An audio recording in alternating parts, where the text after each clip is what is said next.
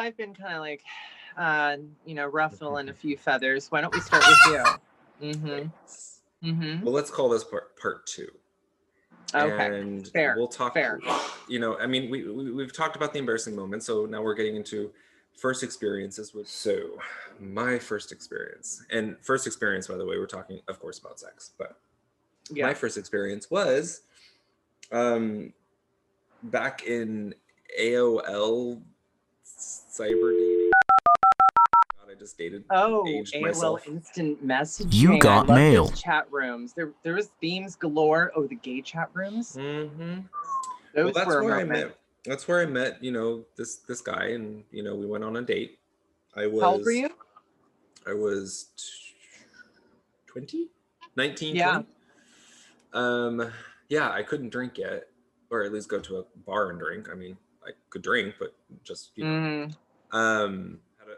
had my own car, drove to San Francisco because, of course, that's where he lived, and that's pretty much where I was like looking to date because, why not? Why would I want to date somebody in Walnut Creek? Anyway, why do you want to go there? I know. So drive down to San Francisco, find him. I pick him up from his job. I totally forget what it was. Something to do, very ironically, but something to do with plants. Oh my God. I am shocked. I have no idea. It's like the future was being predicted. So I'm 1920. I believe he was at the time 32 or 33. Oh, okay. Which is like so weird to say it. It's so weird to say at 20 that was considered dating an older man, and then now where are we? There and no. Over. Anyway, so pick him up from work, and we drove. Yeah, we drove to a cafe, had coffee and like a dessert, and then we went back to his place. And mind you, he lived in like this old Victorian, actually really pretty apartment, but he had a roommate, and his roommate was, I want to say, in his 80s. 80s, damn. So obviously opened up she did. By now, yeah. She did. Opened up the door, and as he opens up the door, his roommate was coming out to take the trash out, in his underwear. Only his underwear. 80-year-old man. Yeah. I know, you can't stress this enough. In his underwear. Only his underwear. 80-year-old man. Enough. Great. His underwear. Only his underwear. 80-year-old man. Exactly. I'm just painting a picture here. So go into his place, sit down. We start drinking wine and watching. We watched a movie. Couldn't tell you what it was. And what was this? This was 97, right? Fuck you! So we're sitting down in the living room. His roommate comes back. His roommate starts getting a little loud and like going into the kitchen and stuff like that. And he's like, "Hey, we can just move the movie into the bedroom." And I'm like, yeah. Oh whatever. my God. Yeah. So we go into the bedroom. He shuts the door, puts the movie back on. We lay on the bed. Mind you, first experience. I have never had sex with a man before. Anyway, so laying down on the bed, watching the movie, and then he just starts kind of course, like cuddling up with me and is like kissing my neck and everything, which is great because that's a major zone for me. But anyway, so he's like kissing my neck and blah, blah, blah. I'm getting in the mood. He's getting in the mood. And fully clothed, he's kind of like grinding on me. And he's just he's just like, well, they don't know.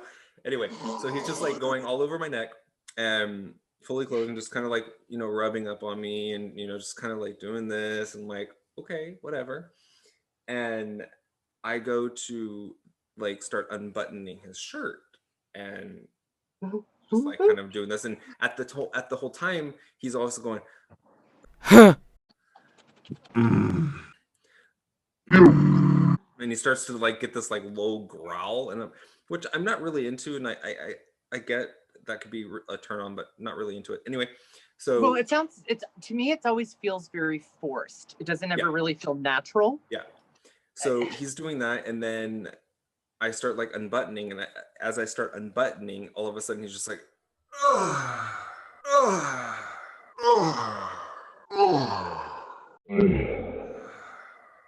I'm like, huh?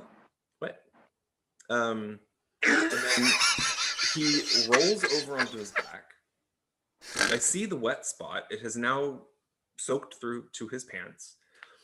And I was just like, wait, what just happened? And then he looks at me, he's like, don't worry, there's more where that came from. Bye. And it was exactly what happened. I was like, I totally just forgot that I have to pick my mother up from the hospital, which was actually kind of true. But wait, please tell me it was perfect timing that she was in the hospital. She was actually in the hospital. I didn't have to pick her up though. Yes, she was there for just like a routine. He then insists on walking me back to my car. I get in the car, I roll my window down, and he's like literally on my window. He's not letting me go, and he was just like, so maybe like tomorrow, or what about like Saturday? And I was like, let me get back to you because I just started a new job and I don't know what my schedule is going to be like, so let me just get back to you. Never heard from him again. Oh, watch, it was his first time. Oh no. Oh no.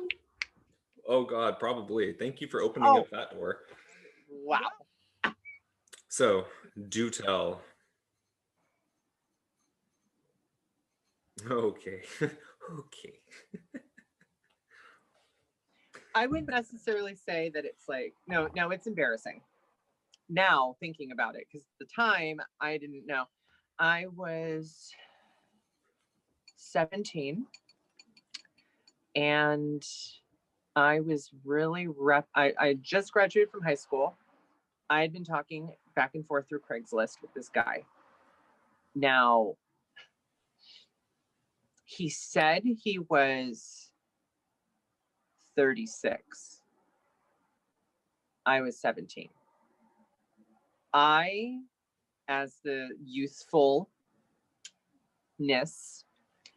didn't think anything of it. Sounded adventurous, sounded fun. We've been talking maybe for 2 weeks. Then he said he wanted to meet up. He picked me up 2 blocks down from my house in a white pickup truck.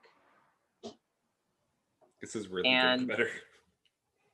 He drove me to Monterey, and we went to a diner, bed and breakfast kind of situation. And we drive over there. We're eating. I accompany him to the bathroom, and he goes pee, and I go pee, and we're in the same urinal. And he does the whole thing where he looks over and he says nice, and the whole jam. You know this well. And so so then of course we get into his truck, and then we start driving. Don't make it worse. I know, no. And then we drive to this like kind of small area, and I'm telling you, it's like word for word, like serial killer. It's awful. And he's feeling me up, and he's doing the whole thing, and he's like, do you want to get in the back of the truck? I'm telling you, word for word, this was just horrible. And I get in the back of the truck, and all he insists on doing is that I didn't have to do anything. He just wanted to blow me. And of course, being 17 and him knowing what he was doing, also, I think basically I remember he didn't have back teeth. And it just was like going and going. And then I think probably under 7 minutes, it was like over. And I just was like, oh my God. And he drove me home. And I think I met up with him one time. I told him to wear a suit. I blew him in our living room. He had a very small penis. But he was such a shooter. And I remember while I was doing that, I also had a call from my mom that made him not turned on. And he refused to see me again because my attention wasn't on his penis, but it was on the phone call. I have a lot to say. No. But no back teeth?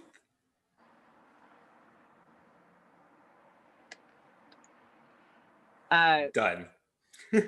Dead. So great. I'll bitch.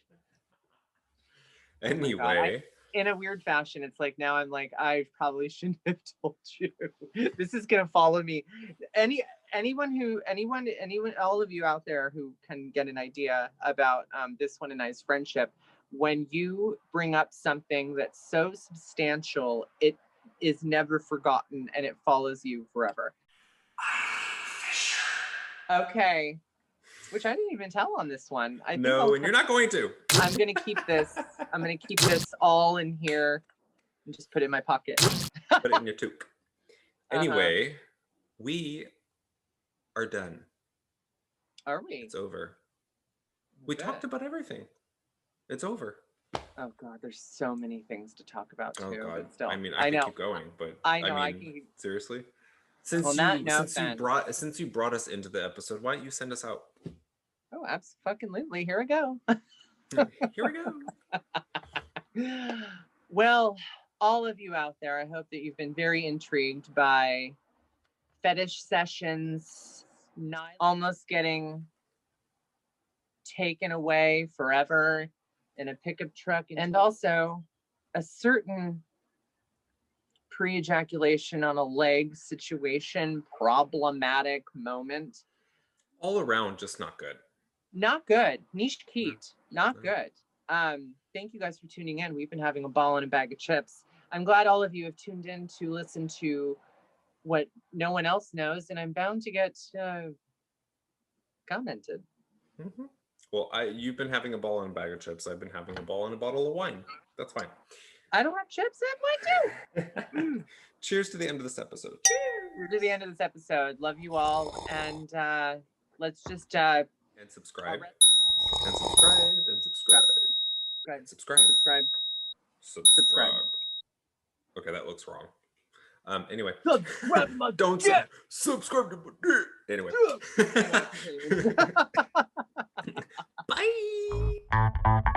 Bye.